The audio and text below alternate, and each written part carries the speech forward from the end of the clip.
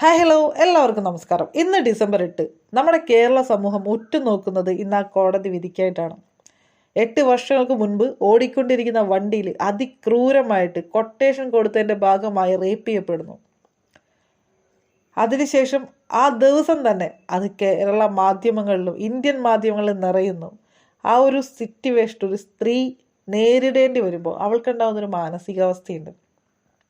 ആ മാനസികാവസ്ഥയുടെ മുൻപിൽ ഈ നരാധപന്മാർക്ക് എത്ര ശിക്ഷ കൊടുത്താലും മതിയാവില്ല.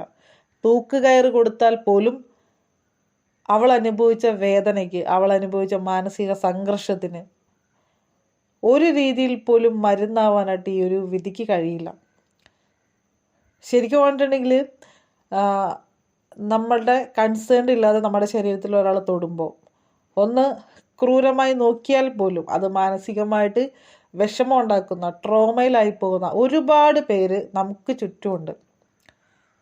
അവിടെയാണ് റേപ്പ് ചെയ്യപ്പെടുന്നത്.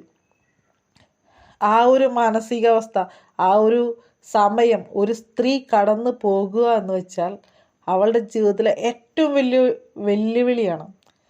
ആ വെല്ലുവിളി നേരിട്ട് ഇന്നും 8 വർഷത്തോളം അതിനുവേണ്ടി ഫൈറ്റ് ചെയ്യുന്ന, നീതിക്ക് വേണ്ടി ഫൈറ്റ് ചെയ്യുന്ന അവൾക്കാണ് ഇന്നെൻ്റെ ബിഗ് സല്യൂട്ട്.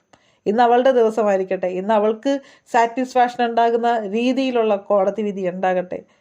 അവൾക്കൊപ്പം നമ്മൾക്കും കാത്തിരിക്കാം പ്രതീക്ഷയോടെ. Thank you for watching.